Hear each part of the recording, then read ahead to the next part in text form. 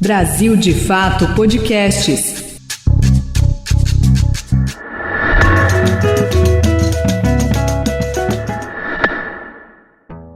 Vamos fazer rádio, Adilson? Vamos lá. Tá vendo? A gente vai ficar pinado. Falei. Aí caiu certinho no lugar. Ixi, que eu não sei como falar isso.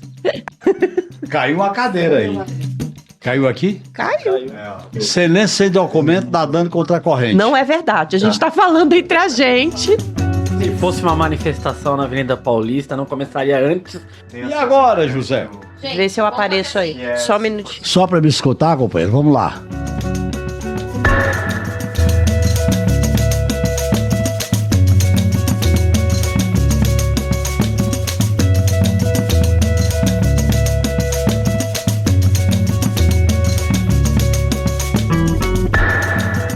Bem-vindas e bem-vindos e bem-vindes a mais um episódio do podcast 3x4 do Brasil de Fato. Eu sou a Nara Lacerda, repórter do BDF. Estou aqui do lado do meu colega de redação, Igor Carvalho, nosso jornalista de política no Brasil de Fato.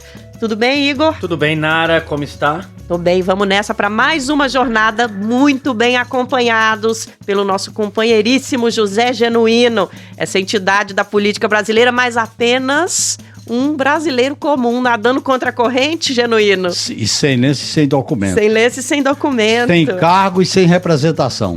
Mas a representação, você sabe onde está, nos nossos corações de militantes. E nas ruas. E nas ruas. Genuíno, bem-vindo, obrigada. Muito obrigado por de estar coração, conosco. viu? Vamos nessa, então. Você já sabe que o 3x4 sempre tenta trazer debate sobre os temas mais atuais da nossa política, da nossa sociedade, e como cultura também é política, e no caso do tema de hoje, bota política nisso, a gente vai falar de carnaval, direito à rua e as nossas tradições, que também são uma força política gigantesca nesse país.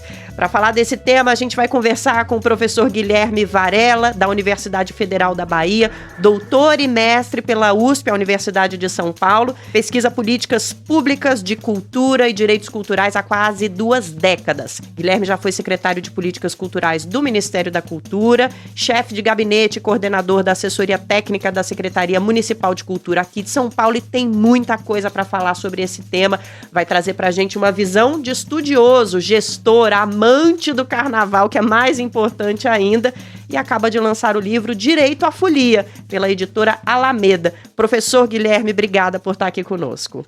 Eu que agradeço, obrigado Nara, obrigado Igor, um prazer falar com vocês, um prazer estar aqui no 3x4, um prazer ainda maior estar ao lado do José Genuíno, esse grande líder, referência política de todos nós. Então é uma alegria estar aqui com vocês, discutindo o carnaval, as barbas do carnaval. Vamos cair na folia, Igor? Vamos, Guilherme. Estamos aqui com seu livro na mão.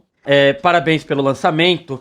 No livro, você defende que o carnaval é um direito constitucional. Queria que você explicasse isso para nossa audiência. Por que o carnaval é um direito constitucional? Legal, Igor. Acho que a primeira questão importante da gente dizer é situar o carnaval. O carnaval é uma manifestação cultural muito importante brasileira. E ele é um direito porque ele está no rol dos direitos culturais que são protegidos constitucionalmente. Então, antes de falar de carnaval, a gente tem que dar um passinho atrás e falar de cultura. A cultura também tem que ser vista como um direito. O exercício da nossa vida cultural faz parte do nosso exercício de cidadania, a nossa cidadania cultural. Então, o carnaval, fazendo parte da nossa cultura e compreendendo a cultura como um direito, quando ele é vivido na sua dimensão simbólica, na sua dimensão estética, na sua fruição, identitária, mas ele também tem que ser visto como um exercício de um direito. E, nesse sentido, ele é um direito cultural que está garantido pela Constituição Federal. Os direitos culturais também são vistos como direitos humanos e direitos fundamentais. O carnaval faz parte do nosso patrimônio imaterial, é constituição da nossa identidade, da nossa memória. Ele também é um conjunto de linguagens artísticas cujo exercício faz parte da proteção constitucional. Ele é uma liberdade. Isso também é muito importante de falar, porque quando a gente vai pular o carnaval e brincar, na verdade a gente está exercendo nossa liberdade de expressão artística e cultural, que é garantida como direito fundamental no artigo 5º, inciso 9º, assim como a liberdade intelectual, a liberdade midiática, a liberdade científica. Ele também é um direito de protesto. Isso é muito interessante porque é uma camada que quase pouco é explorada. Um bloco de carnaval, quando vai para a rua, o carnaval, quando é feito, as pessoas que estão ali estão exercendo um direito político. Cada bloco carrega uma bandeira, cada canto que está ali com escracho, com exagero, com ironia, está defendendo alguma ideia. As pessoas colocadas na rua com fantasia, transformando aquela cidade que é normatizada só para morar e para habitar, estão ali fazendo, de alguma maneira, uma reivindicação política por um outro tipo de vivência da cidade. E, por fim, o carnaval também faz parte do conjunto de direitos que a gente costuma chamar de direito à cidade. Então, por tudo isso, a gente tem que defender o carnaval como uma festa, como uma expressão cultural, mas também como um exercício de direito. Genuíno, e na sua vida, qual o espaço que o carnaval teve? Como você sempre viu essas manifestações nas ruas? Olha, a minha origem é nordestina, cearense, quando jovem, quando estudante e também quando entrei na universidade. E a minha relação com o carnaval sempre existiu. Uma relação de admiração, uma relação estética, uma relação de alegria. Isso que o professor estava falando de sublimação, uma relação de expressão popular de algo soberano no interior da gente, ao viver essa experiência de carnaval, que eu vivia lá na roça, quando eu morava no sertão, e também, principalmente, quando eu fui viver isso em Fortaleza. É interessante que quando eu vim morar em São Paulo, durante um certo tempo, eu comecei a me inteirar, a participar. E ao desfilar por duas vezes na escola Gaviões da Fiel, eu senti algo diferente, é uma espécie de energia coletiva que te levanta da terra e você fica numa órbita de sublimação. E eu me senti muito isso quando desfilei na Gaviões da Fiel por 2 ocasiões. Isso também tem a ver com a minha relação com a Gaviões da Fiel quando eu assisti aquele campeonato de 77, que há 22 anos o Corinthians não era campeão em São Paulo. Você estava preso. Eu tinha acabado de sair da prisão. Tinha acabado de sair da prisão. E eu precisava de entrar no meio de uma multidão para poder, vamos dizer assim, me sentir livre. E eu me lembrei de uma história do professor Joel Rufino dos Santos, que era também um estudioso dessas manifestações populares. Ele, quando estava preso comigo no presídio do hipódromo, a gente se relacionava com as presas que estavam do outro lado do presídio. E quando se relacionava, a gente se relacionava através da música, do samba e tal. E ele foi num treinamento da Rosas de Ouro. E ele chegou no treinamento, tinha uma ex-presa lá, na Rosa de Ouro. Aí ela gritou, isso em 73, gritou bem alto, meu terrorista, o que você está fazendo aqui? Que ótima ideia. É só para mostrar como o carnaval liberta as pessoas, né? Liberta. Você tira a censura, pô. O cara tava na cadeia, o que você tá fazendo aqui? Aquilo ali era uma espécie de área livre. O carnaval tem essa dimensão de liberdade. Você tá livre. Corpus preventivo. Por isso que as pessoas usam fantasia, mudam a forma, a maneira de se vestir, porque é a ideia de expressão da liberdade. O carnaval é a manifestação mais livre de uma coletividade por essa razão. E eu cito esse exemplo porque não passava na cabeça dela o risco que ela estava provocando para um companheiro que estava preso e ela chamando de terrorista. Então eu acho que tem muito isso. Depois, quando eu assisti os desfiles no Sambó do Rio de Janeiro, eu senti o mesmo problema. A mesma virtude. Quando começava aquela bateria, a gente se mexia, independente de qualquer coisa. Então, eu acho que o carnaval tem essa dimensão de sublimação de um sentimento que se irmana coletivamente, não é individual. Não tem como você imaginar o carnaval individualmente. Não tem como. Ele é essencialmente coletivo. E essa sublimação coletiva é muito interessante quando a gente vê o sambódromo. E não é por acaso, só para terminar, que os 2 grandes eventos de carnaval, que é o Sambódromo do Rio de Janeiro e o Sambódromo de São Paulo, foram obras de 2 governos progressistas. Leonel Brizola no Rio de Janeiro e Luiz Erundina aqui em São Paulo. Ô professor Guilherme, a gente trazendo toda essa lembrança, percebe como o carnaval além de um direito, como a gente falou no começo da nossa conversa, um símbolo, se transformou num símbolo para o Brasil. E a gente queria muito conversar com você sobre uma experiência que você teve aqui na cidade de São Paulo a partir de 2013 e que está no seu livro, lá na Secretaria de Cultura da cidade de São Paulo.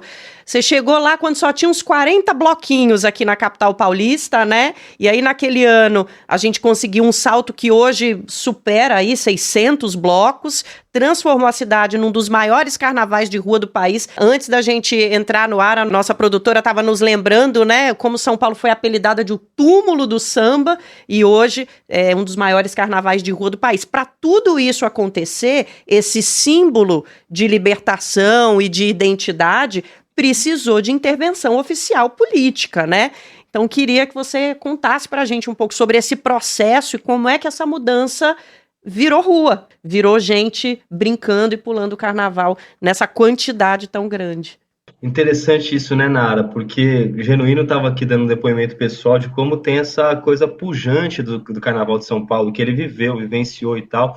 E aí tem essa imagem que se cristalizou nacionalmente do São Paulo como túmulo do samba, por uma piada do Vinícius de Moraes, né, que é uma anedota, né, já histórica, de que ele estava fazendo um show em São Paulo, as pessoas ele costumava fazer show e mamava, né, tomava umas e tudo, então devia estar daquele jeito, as pessoas não estavam prestando muita atenção, ele fala, por isso que São Paulo é o túmulo do samba, e deu aquela jogada, assim, e aí ficou essa grande coisa. Mas o que é muito interessante nisso primeiro, afirmar que essa anedota, ela não corresponde à realidade histórica de São Paulo com relação à sua cultura. São Paulo é uma cidade de muita tradição de samba, de muita tradição de carnaval. Os primeiros blocos carnavalescos de São Paulo são do início do século XX. Né? Tem bloco de 1914, o Cordão Carnavalesco da Barra Funda, que depois as pessoas desfilavam de camisa verde e começavam a chamar esse bloco de bloco do camisa verde, dos camisas verdes. Esse bloco do camisa verde virou o que hoje é a escola de samba camisa verde e branco na década de 70. Tem bloco de rua, o Esfarrapado do Bexiga, que é de 1947.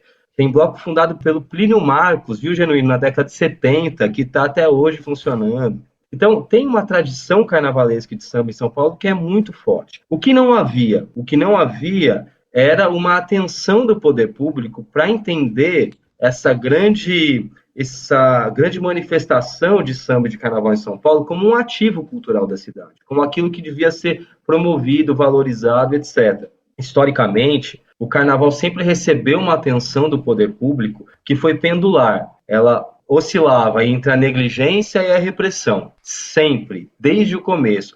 Então, os blocos carnavalescos e cordões surgiram no início do século XX, nos bairros que tinham maioria de concentração negra, nos bairros que tinham as rodas de samba, no Bexiga, no Glicério, na Barra Funda. O poder público deixava isso acontecer, eles cresciam, daqui a pouco o poder público queria controlar. E para controlar tinha que tentar domesticar, ordenar, institucionalizar, confinar no espaço. E aí vários blocos tiveram que ceder, de tanto apanhar, de tanto serem coibidos, e se transformaram em escolas de samba e fazem essa grande manifestação que foi comentada aqui pelo Genuíno. E aí depois, durante toda a segunda metade do século XX, os blocos foram vivendo as franjas, né, da institucionalidade do Estado, às margens. Eles foram blocos de resistência. Os blocos permaneceram sendo blocos de resistência, porque o poder público, no final das contas, de alguma maneira criminalizava esses blocos. Tudo aquilo que o bloco fazia na cidade, que é desordenar, que é romper, que é contestar aquela lógica de cidade, era visto como desordem, era visto como algo que devia ser combatido. Essa visão de cidade chegou num ponto máximo, aí na década de 90, agora, 1990, depois 2000, as gestões, por exemplo, Serra Kassab foram um grande emblema disso, e viam a cidade como algo a ser apropriado, viam a cidade como uma ideia de segurança pública máxima, viam a cidade como recrudescimento policial necessário, né, gentrificação, elitização. O carnaval de rua é o contrário de tudo isso, é a radicalização da vida no espaço público por meio da cultura. Então, como que se operava de fato? Os blocos, eles tentavam sair, eles iam para a prefeitura falava assim, olha só, não é que eu estou te proibindo de sair, não. É que você pega essa autorização da subprefeitura, essa da PM, essa do Corpo de Bombeiros, assina esse papel aqui, pega aquela licença lá, 30 documentos. Os blocos, obviamente, não conseguiam, porque são blocos comunitários espontâneos, então, ou eles deixavam de sair, ou então eles saíam e eram reprimidos porque eles estavam, entre aspas, irregulares. O que acontece na gestão Haddad a partir de 2013? Vem uma reivindicação dos blocos, que fizeram um manifesto chamado Manifesto Carnavalista, cujo principal mote era: precisamos garantir o nosso direito à folia, por isso o nome do meu livro. E eles apresentaram essa reivindicação para o prefeito, Fernando Haddad, e para o então secretário de Cultura, Juca Ferreira. E é muito importante anotar a participação do Juca nesse processo, porque o Juca é um baiano. Ele foi vereador, foi secretário de Meio Ambiente aqui em Salvador, onde eu dou aula. Ele viu aquele processo de transformação do carnaval baiano num carnaval cujo espaço público foi privatizado. Hoje a gente está aqui perto do carnaval e os espaços públicos todos privatizados. Então ele falou assim, tem que ser um carnaval público, livre, democrático, sem cercear o espaço público. Os blocos reivindicavam a descriminalização da folia. Então foi um encontro entre uma reivindicação social do movimento carnavalista e a agenda política institucional do governo. O que fez o governo? Basicamente foi descriminalizar a folia, um decreto que organizava a prefeitura para prestar os serviços públicos, banheiro químico, fechamento de rua, etc. Começou a ter um discurso favorável aos blocos. Blocos, vocês não são mais reprimidos. Façam seu bloco, construam a sua participação na cidade, nesse carnaval que é de participação. E o salto foi exponencial. Eram 40 blocos, mais ou menos, em 2013. No ano seguinte, 2014, já eram 200 blocos. Em 2015, já eram 350 blocos. Em 2016, 450 blocos. Em 2017, 600, 700. A gente chegou num ponto, num ano que eu não lembro se foi 2019 ou 2020, com a política pública já em andamento, em que havia 900 desfiles cadastrados. 900 desfiles. Hoje a gente tem uma média de 700 blocos na cidade. Então, esta política pública que foi colocada ali foi responsável por abrir as comportas desse movimento carnavalesco que estava represado na cidade. Genuíno, na outra ponta, alguém que já esteve por dentro da política institucional, o carnaval tem esse espírito de rebeldia, de sair, ocupar a rua, de não ter que dar satisfação, de se locomover sem a tutela de ninguém. Qual o tamanho que o Estado deve ter de presença nessa festa popular, na tua opinião? O tamanho é promover, é incentivar, é apoiar, sem tutelar. É interessante observar que o carnaval é a expressão mais desenvolvida do lado público e vivo da cidade. Eu tive uma experiência muito rica de conhecer São Paulo quando eu vivia clandestino, na época da ditadura. E você conhece uma cidade clandestinamente quando você experimenta viver na padaria, na praça, no ônibus, no trem. Aí você vê o lado público dela. Os períodos de autoritarismo é a cidade cemitério, é a cidade triste. E o carnaval é uma negação da cidade triste, da cidade cemitério, porque ela dá vida ao espaço público. Os blocos dão vida ao espaço público. É uma praça, é um viaduto, é uma esquina, é uma avenida, é uma alameda, dá vida. Aquilo que é o normal no sistema de organização da cidade passa a ser anormal no carnaval. E é interessante observar como isso aconteceu aqui em São Paulo. Isso que o professor Guilherme estava falando, teve um período aqui que as pessoas adoravam o termo cidade limpa. O termo cidade limpa era aquela cidade organizada. Na gestão de Gilberto Kassab. De Gilberto do ex-prefeito de São Paulo, Gilberto Kassab. Kassab. A cidade limpa. E o objetivo era a questão das campanhas eleitorais. Mas veio também para o carnaval. Claro. Esse lado da expressão pública é muito interessante. E eu lembraria aqui uma experiência que eu vivi, que foi do governo da Luiza Erundina, lembrando o bicentenário da Revolução Francesa, quando houve um acontecimento aqui que chamava a Cidade dos Mil Povos. O que é a Cidade dos Mil Povos? Toda a sua diversidade, todas as suas características, toda a sua essência aparece. E qual era o momento? Em vez de você fazer uma promoção como essa, Cidade dos Mil Povos, que era o bicentenário da Revolução Francesa, o carnaval é isso. O que é o carnaval? Eu conheço o carnaval de Recife, conheço o carnaval da Bahia, de Salvador, aqui de São Paulo, Rio de Janeiro. É o lado público alegre de viver. O carnaval é a vida alegre. Aqueles dias as pessoas vivem alegremente. Olha, eu vou viver alegre, não quero saber. Eu acho que esse é o lado lúdico, é o lado libertário, é o lado muito interessante do carnaval. E o carnaval é a negação da visão autoritária. Veja como eram as cidades alemãs na época do nazismo, as cidades italianas na época do fascismo, as cidades aqui no período da ditadura. E olha bem, você sabe que no período dos carnavais da época da ditadura, durante o carnaval a gente se sentia tendo passaporte para ir para folia. Mas os blocos saíam durante a ditadura? Muito raramente. Você tinha uma coisa muito fechada e você tinha aqueles desfiles todos organizados. Não tinha essa democratização da folia. E a gente achava que dava para ir. porque mesmo clandestino, com outros documentos e com outro nome, a gente se sentia livre para se misturar com aquela manifestação. Então esse lado é muito forte do carnaval. Ô Guilherme, eu fiquei um pouco curioso na sua resposta, porque em São Paulo nós temos alguns blocos que se recusam a se registrar porque entendem o carnaval como uma folia rebelde, como ocupação da rua por um período que isso é necessário por uma não subordinação ao Estado, né? Então, inclusive na gestão do Haddad, diversos blocos não quiseram se registrar e saíram ali à revelia. Você acha que o quanto as políticas públicas elas são agressivas para esse modelo, para essa ideia de carnaval rebelde? É muito interessante essa pergunta, Igor, pelo seguinte, e eu vou até retomar também um ponto aqui, vou usar todas as referências do Genuíno que são muito boas para comentar. Ele estava falando justamente no começo da fala dele sobre o carnaval como uma sublimação, né, Genuíno, usando essa palavra. É interessante, o Durkheim, ele tem um termo, quando ele estuda as festas, ele coloca as festas e a religião dentro do mesmo lugar, assim, todo mundo precisa transcender. E essa transcendência coletiva é que permite a coesão social. Olha que interessante. Você só consegue ter ordenação social se você transcende coletivamente, né? Então, qual é o desafio? É você não regular o objeto cultural. Ou seja, você não vai dizer o que o bloco tem que fazer, o que não tem. Você não vai desenhar o roteiro dele. Olha, não. Tem o escritor francês que fala: a intervenção do Estado na cultura serve para torná-la livre. Uma política pública de carnaval serve para fortalecer a liberdade do carnaval e não para cerceá-la. O que tem que fazer uma política pública? Ela tem que garantir as condições urbanas para que aquele exercício do direito carnavalesco se dê, e ela tem que mitigar os efeitos que acontecem porque outros direitos que são colocados na mesma vida urbana também estão sendo impactados. Então a política pública serve para isso. Então o que acontece? Quando se criou a política pública e que não havia dimensão de quantos blocos tinha em São Paulo, esses 40, 50 blocos, era uma estimativa, porque a prefeitura só olhava para o sambódromo. Isso não só em São Paulo, isso no Rio de Janeiro também, em outras cidades. A prefeitura precisava, de alguma maneira, criar um instrumento para falar onde estão esses blocos, que bairros eles saem, que horário, que ruas que eles fecham, eles passam perto de hospital, eles passam perto de área sensível, tem patrimônio tombado que precisa ser colocado, o que eles precisam? Fechamento de rua, interrupção de praça. Para você fazer isso, precisa ter um mapeamento dos blocos. Então se criou, no começo da política pública, em 2014, um cadastro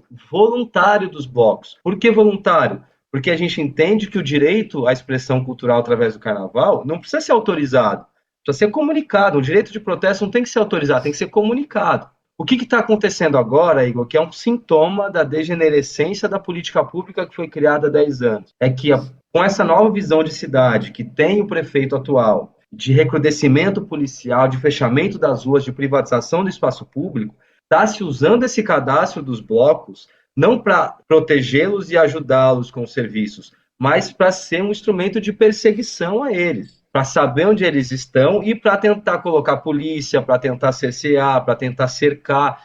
Hoje, vários blocos estão sendo colocados em gradis. Está tendo um processo de curralização dos blocos, ou seja, colocando esses blocos em currais, e que para você entrar e pular livremente na cidade, você não pula mais livremente, você passa por uma revista policial, porque tem um acordo de exclusividade comercial, você não pode ir com a sua cerveja, você tem que ceder a sanha mercadológica da cerveja que está lá, que ganhou o patrocínio. Então o problema não é o cadastro dos blocos, o cadastro dos blocos é uma ferramenta de política pública para colaborar com os blocos. O problema é o mau uso da ferramenta. O problema é a degenerescência da visão política sobre o carnaval. Você não pode jogar a criança com a água suja fora. Você tem que olhar para isso e falar, é preciso que a gente entenda que a política pública de carnaval tem que trabalhar com um evento que é típico e que é atípico ao mesmo tempo. O carnaval é típico, todo ano tem. Só uma observação, no modelo atual, que interfere muito na cidade, a questão do autoritarismo e a questão do capital nas relações econômicas tenta estabelecer um modelo de controle. Um modelo de controle que é a antítese, que é a negação do caráter libertário do carnaval. Porque o caráter libertário do carnaval, você não pode regulamentar esse direito, você tem que garantir a expressão dele. O papel do poder público é só garantir, não é normatizar. Então, nesse sentido, eu acho que a dimensão pública das cidades é fundamental para que a gente possa, a partir do carnaval, deixar que as 100 flores desabrochem, apareçam, vão. Quanto mais apoio tiver, para mais expressão acontecer, que eu acho que é o oposto desta ordem manipuladora pela via da autoritária, pela via do capital, pela via das marcas, pela via de uma funcionalidade em que a cidade não é pública. pública. A cidade, na verdade, é um amontoado de indivíduos e famílias que moram na cidade. Qual é o cartão postal de uma cidade? É a alegria do povo, não é a praça, o museu, etc. Então eu acho que o carnaval tem esse caráter libertário por essência. Ele é essencialmente libertário. E o carnaval só cresce quando ele é libertário. Quando ele é tutelado, não vai. Por isso que ele teve que sair dos sambódromos. Sem dúvida. É isso mesmo. Isso aqui que está falando é importante pelo seguinte sentido. Eu peço desculpa só para fazer esse complemento. Por favor. Por isso que a gente defende que o carnaval é um direito genuíno e é também uma liberdade. Inclusive do ponto de vista técnico-jurídico. Porque se ele é um direito, o Estado tem que garantir as condições de cumprimento. Ele é um direito social, assim como outros, dentro do rol da cultura. Então tem que garantir fechamento de rua, banheiro químico, organização do trânsito. Mas se ele é uma liberdade, a ação do Estado é omissiva. O Estado tem que tirar o time de campo. Não pode ter polícia para bater, não pode ter gente cerceando. Então, o carnaval é, ao mesmo tempo, um direito e uma liberdade. E essa complexidade desse evento, que é típico, mas que é atípico, porque é uma política pública, veja bem, gente, feita não para coisas normais, mas feitas para anormalidade. Não é uma política de ônibus, que você sabe, as pessoas andam de ônibus sempre nesse horário. Você faz uma política para regularidade. As pessoas vão ao trabalho sempre nesse horário, o metrô funciona assim, é uma política para não habitualidade, é uma política para exuberância da vida urbana, então ela é mais ainda sofisticada e complicada nesse sentido. Eu era menino, mamãe disse vamos embora, você vai ser batizado no samba de Pirapora. Eu era menino, mamãe disse vamos embora. A gente tem um breve intervalo. Se você quiser conhecer um pouco mais sobre a criação do samba paulistano e os caminhos percorridos pelas escolas de samba até os dias atuais, ouça nas principais plataformas de streaming o podcast Memórias de Batuques. É uma produção aqui do Brasil de Fato e do Alma Preta Jornalismo. A gente tem muito orgulho dessa produção e conta essa história por meio da vida dos cardeais do samba. A gente encerra esse bloco porque tem um recadinho para você que está nos ouvindo. Você gosta dos nossos conteúdos aqui no Brasil de Fato e de todo o nosso papo aqui no 3x4? Então apoie a comunicação popular no Brasil. Ajude a gente a fazer jornalismo independente e a contar o que a mídia hegemônica não te conta. O link é apoia.se/Brasil de Fato. Quem apoia leva lembranças especiais aqui do BDF. Não dá para ficar de fora. Voltando aqui pro segundo bloco, Guilherme, eu queria falar contigo, sair um pouquinho de São Paulo. Nós temos outros grandes centros de carnaval, onde a festa na rua é uma tradição. Recife, São Luís do Paraitinga, Ouro Preto, Rio de Janeiro, Belo Horizonte, cada vez mais. Enfim, sem número de cidades onde o carnaval de rua é uma tradição. E nós temos algumas peculiaridades. Eu queria que você falasse um pouquinho o quanto se mistura o privado e o público, mesmo na rua. Por exemplo, os abadás em Salvador. Como essas festas se organizam nesses espaços e como se dá esse diálogo entre o privado e o público? Igor, eu acho que tem uma coisa importante aqui, que é os modelos de carnaval, eles são diferentes entre si, né? Por quê? Porque os conteúdos culturais desses carnavais também são diferentes. Se você pegar em retrospectiva histórica, né, a conformação histórica do carnaval de Olinda já tem uma diferença com seu vizinho, que é Recife, ou seja, dentro de uma mesma zona ali, praticamente mesma zona urbana, a gente tem uma conformação carnavalesca que é muito diferente, né? O frevo e o maracatu compondo essas duas coisas, mas com conformações urbanas que são diferentes, com patrimônio histórico edificado envolvido por causa de Olinda, com Recife tendo uma coisa mais espraiada. Você vai para Salvador, optou-se, por causa também de um fenômeno histórico da ascensão dos trios a partir da década de 70, e por uma questão da indústria fonográfica que surgiu a partir da década de 80, 90, ali, do axé e tudo, fazer uma espécie de conjugação, né, da iniciativa privada, do capital privado com o espaço público, que no primeiro momento mostrou-se lucrativo e favorável, mas que hoje também está num processo agudo de crise, né, porque se viu que a população quer um carnaval público. A gente vê no Rio de Janeiro uma espécie de carnaval que é bem parecido.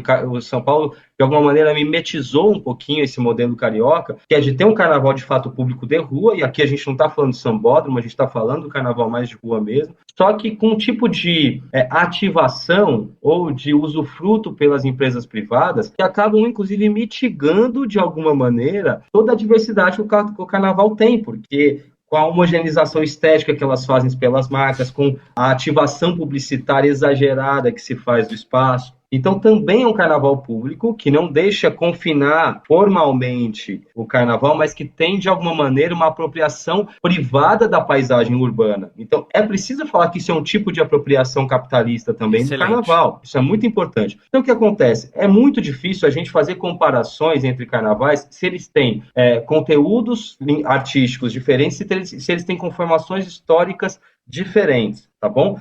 E aí não dá para falar, um carnaval é melhor que o outro, um carnaval é maior que o outro. Eu tento fugir disso porque meus amigos todos que estudam carnaval e brincam em outros lugares, assim, você falou que o carnaval de rua de São Paulo é mais disruptivo. Eu falei em uma entrevista.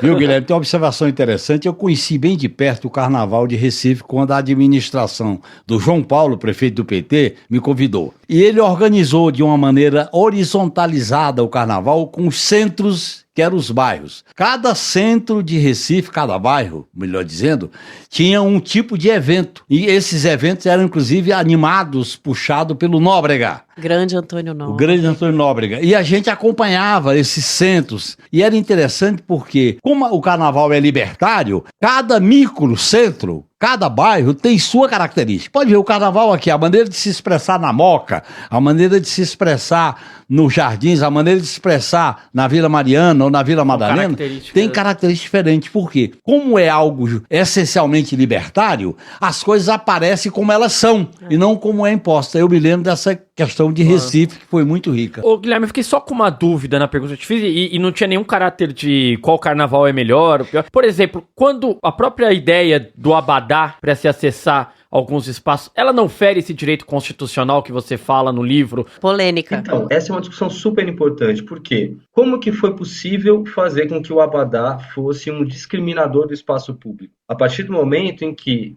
um poder público, no caso o poder público municipal de Salvador, por exemplo, ele ordenou o espaço, ele regulou o seu espaço legalmente. Existe uma lei que determina que é possível que durante o período do carnaval espaços públicos sejam privatizados e comercializados via abadás, cordas, camarotes e afins. Ou seja, a cidade virou um objeto de regulação legal que fere um direito constitucional do carnaval público. Veja bem, é possível que isso aconteça. É possível que regulações urbanas elas firam direitos, não só no âmbito cultural, tem vários direitos cuja regulação urbana vão ferindo outros. A gente está vendo a discussão do zoneamento urbano de São Paulo. Sim. É uma tentativa de regulação urbana que vem ferir vários direitos constitucionais, relacionados à moradia, relacionados à mobilidade, relacionados à ocupação do centro e tudo isso. Então isso acontece, Igor. Então acho que a sua pergunta é muito pertinente de fato. E que eu queria puxar dela também é um outro fenômeno que é importante, que é o seguinte: essa lógica de carnaval público, carnaval privado, espaço público e privado, carnaval espetáculo, carnaval participação, o carnaval espetáculo, o carnaval do sambódromo, das comunidades de samba que fazem, que tem um trabalho maravilhoso durante o ano todo e que tem o seu cume,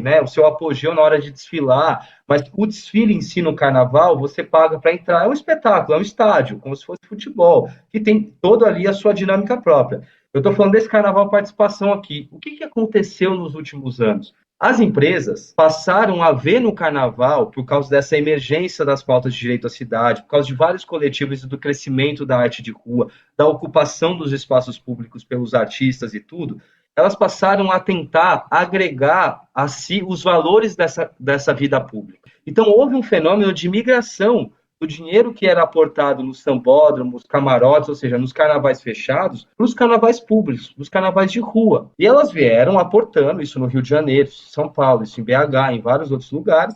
Só que qual foi a questão? A questão é que elas vieram para tentar trazer para si esses valores que são do carnaval de rua. Quais são esses valores? É o valor da sociabilidade, da empatia, da liberdade, da comunhão, da fraternidade, do espírito público, etc. Porque os valores antigos quais eram? Os valores da exclusividade, da escassez, da elitização, da propriedade, o camarote como uma propriedade. Elas migraram para tentar vir para esses valores mais contemporâneos, porque agregam valor às marcas. Só que elas vieram para valores novos com uma lógica antiga de ativação publicitária e de ação mercadológica, em que elas querem otimizar ao máximo o seu investimento. Então, com esse investimento que elas colocam na cidade, elas tingem a cidade de uma cor. Você vai para um carnaval, você vê a cidade inteira azul, você já sabe que cerveja que está patrocinando. Na outra, a cidade toda amarela. E eu cunhei um termo aqui para poder tentar falar didaticamente desse assunto, assim como tem processo de uberização no mercado de trabalho, né, a precarização das relações de trabalho pelos aplicativos, no carnaval de rua, não só em São Paulo, mas no Brasil todo, tem acontecido um processo de ambevização do carnaval de rua, que é a tentativa de apropriação valorativa do carnaval por essas poucas empresas que são, na maioria, cervejeiras e que, na verdade, mitigam a diversidade, retiram a capacidade estética dos blocos de se mostrarem, colocam exigências desproporcionais e acabam, entre aspas, se tornando donas de uma festa que é pública e donas da paisagem urbana que também é. Então, esse é um fenômeno muito complicado que a gente tem recentemente nessa questão entre público e privado. E que afasta da festa também o comércio orgânico, né? Que se construiu em volta do carnaval historicamente, os ambulantes, os vendedores, as vendedoras. Tem uma história aqui sobre São Paulo para a gente contar, já que a gente falou tanto do carnaval de rua de São Paulo. A gente está falando aqui sobre monetização, capitalização do carnaval, sobre como a festa vai deixando de ser somente essa expressão orgânica e popular. Este ano aqui em São Paulo, 129 blocos de rua desistiram de ir para as ruas. A maioria, grupos menores da periferia da capital. Os representantes e as representantes desses blocos alegam que estão com falta de recurso financeiro, que a organização da prefeitura para viabilizar o evento não está suficiente, e essa notícia, óbvio, é um contraste gigantesco com as projeções de arrecadação de turismo, as licitações milionárias que as empresas cervejeiras, como o nosso querido professor trouxe aqui agora, aplicam e conseguem vencer no carnaval. Até a falta de transparência sobre o lucro que essa festa gera coloca a gente num lugar de, poxa, realmente foi completamente cooptado. Quanto que a gente pode refletir sobre o modelo econômico do carnaval de rua atual, que está cada vez tendendo para essa ambevização e para a exclusão dessa coisa mais orgânica? Vou começar com o Genuíno aqui no estúdio, professor Guilherme. Como é que você enxerga essa cooptação do capitalismo? Essa pureza, essa autenticidade da manifestação popular libertária do carnaval como direito, ela acaba sendo capturada ao longo do processo pela hegemonia dos interesses econômicos que dominam o mercado. Os interesses econômicos que dominam o mercado vai se expressar numa dominação, numa visão simbólica, as pessoas nem percebem e vão sendo colocadas diante de uma captura. E eu acho que essa captura que acontece é complicado, porque o modelo econômico neoliberal, ele faz uma captura pela hegemonia do capital, pelo autoritarismo da norma. Geralmente as duas coisas vêm junto. Vem o interesse e a norma e o interesse que se colam, seja da maneira de se apropriar do espaço das cidades, seja a maneira de conter, de segurar as manifestações. E aí entra uma questão que é usada por princípio de hegemonia. Como o carnaval é uma expressão popular radical, no sentido do direito e da liberdade, ela traz a sociedade, as suas entranhas, vem para o carnaval. As suas entranhas no bom e no mal, do bem e do mal, toda ela vem para o carnaval. E aí o Estado repressor e o Estado do mercado do lucro acaba capturando isso. Então, daqui a pouco nós vamos ter que discutir uma espécie de subversão do próprio carnaval. Verdade. Assim como já teve. Sim. Em alguns momentos houve uma subversão dessa maneira de controlar essa manifestação popular. Eu acho que vai acontecer, porque a própria luta vai se expressar nessa tentativa de domínio do mercado, das leis do mercado e dos interesses monopolistas que controlam o mercado. Quando você fala mercado, isso não é neutro. Quem é que domina? Quem é que tem força? Quem é que tem dinheiro? Quem é que bota mais gente? Bota mais cartaz? Bota cor? Bota simbologia? É exatamente quem controla essa oferta perante a população consumidora. E Guilherme, a equação junta esse mercado faminto e administrações... Faminto por lucro. Por lucro e administrações conservadoras, né? Prefeituras e governos cada vez mais conservadores. Eu queria que você falasse um pouco sobre como você vê a possibilidade de resultado dessa equação, porque é uma festa orgânica, é nossa, genuína, e agora a gente vê cada vez mais cooptada pela sanha do mercado e cada vez mais atravancada por governos conservadores. Não me parece um futuro muito feliz, positivo, né? A gente vai precisar reagir, né? A única coisa que me deixa muito otimista, Nara, é que o carnaval nunca vai acabar. A festa pública feita pelo povo, na comunidade, vai existir, independente do estado, independente das empresas, vai sempre estar. Ninguém consegue falar se pode ou não fazer carnaval, porque quem faz ou não carnaval é o povo. Então, isso sempre vai acontecer. O problema que a gente está tendo é na regulação pública, na forma com que o Estado atua e na forma como ele vê o carnaval como um objeto de política pública. E é interessante falar o seguinte, o Estado também serve, e uma das funções primordiais dele é intervir para reequilibrar uma determinada situação em que incide a distorção de mercado. O Estado entra para corrigir distorções que o mercado traz. Então, nesse sentido, ele é muito importante para que em áreas estratégicas atue de forma regular, né? Essa regulação é reequilíbrio. Qual é a grande questão dos modelos em que o patrocínio privado é proeminente, como está acontecendo no Carnaval? Ele vai ser um modelo sempre concentrado, porque, veja bem, as empresas, elas querem patrocinar grandes blocos que vão trazer muito público, vão trazer mídia, vão trazer, né, benefícios comerciais e publicitários. São poucos blocos no universo de 600, 700, são poucos. Esse dinheiro fica concentrado, são poucos que levam milhões de pessoas. A imensa maioria numérica dos blocos de carnaval são blocos pequenos e médios, que não tem nenhum intuito comercial e lucrativo. Então, o patrocínio privado já vai ser concentrador. O que o Estado deveria fazer nesse caso? Era reequilibrar essa situação, tendo uma política de fomento que olhe para os blocos da periferia, que olhe para os blocos de populações mais vulneráveis, que olhe para blocos que não têm apelo midiático e consiga fazer o reequilíbrio para que todos tenham as mesmas condições de exercer, colocar o seu bloco na rua. E por que não está acontecendo? Porque, no final das contas, o objetivo limítrofe, o objetivo final da administração é fazer ruir o modelo carnavalesco, que é um modelo de ocupação da cidade que exige uma cidade que essa prefeitura não quer.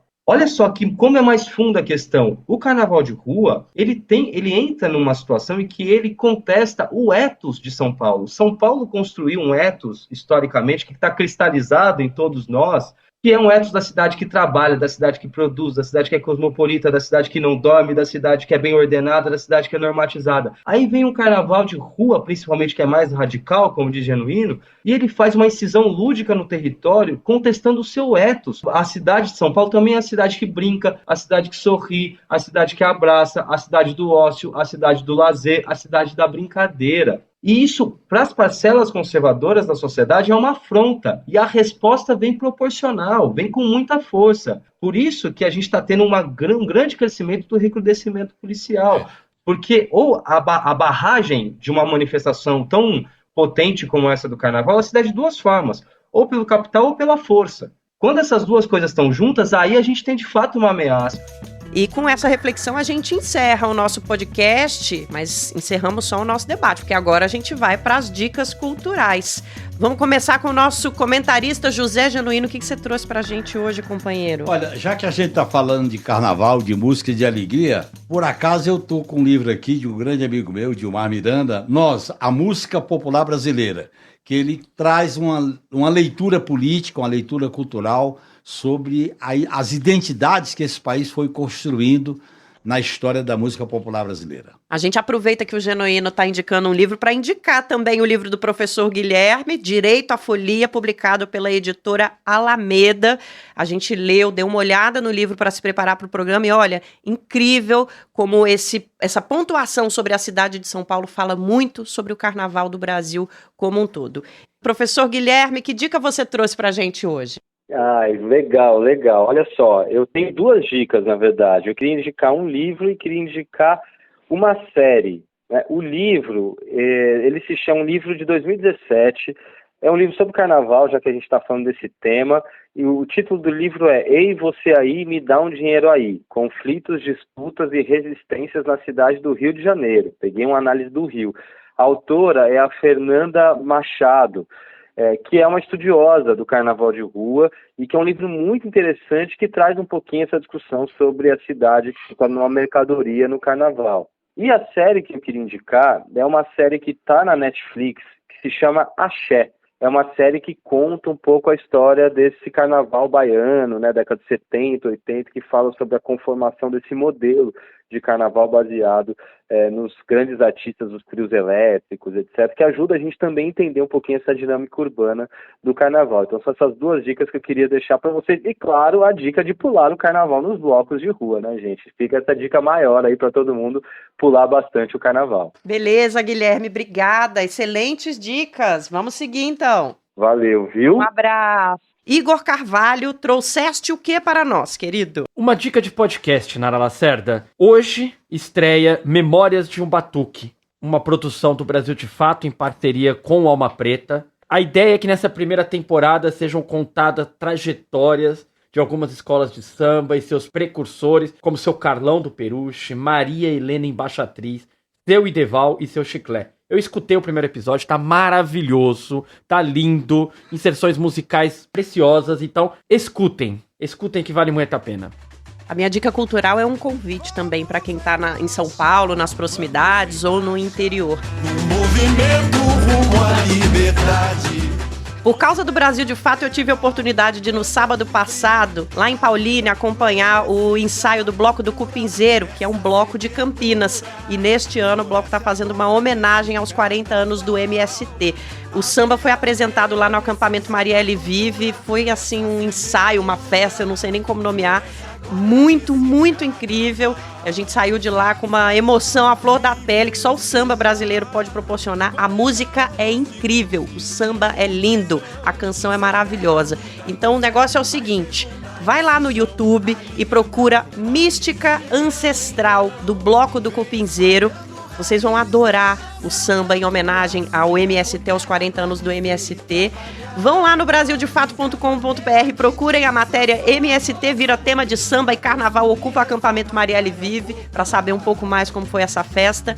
E na próxima segunda-feira de carnaval, quem estiver por perto, o distrito de Barão Geraldo, a partir das 16 horas, às 4 da tarde, vai receber o Bloco do Cupinzeiro, apresentando o samba em homenagem aos 40 anos do MST, Mística Ancestral. Com essa a gente vai encerrando então o 3x4 de hoje. Obrigada, companheiro José Genuíno. Um bom carnaval para todos que estão nos acompanhando.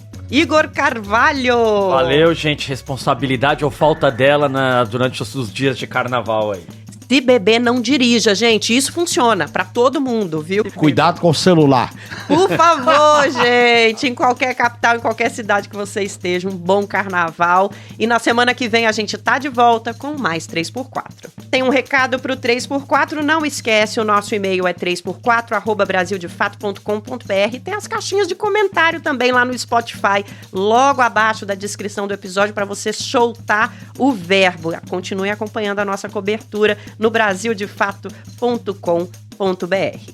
O 3x4 é apresentado por mim, Nara Lacerda, e pelo meu companheiro de redação, Igor Carvalho. Os nossos comentaristas são José Genuíno e João Pedro Stedley. A direção é de Camila Salmásio. Na produção e no roteiro, Letícia Holanda. Trilha sonora original de Alejandra Luciani.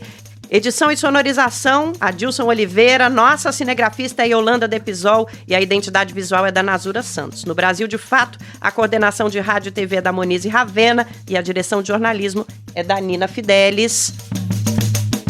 Até mais para todo mundo, semana que vem a gente tá de volta.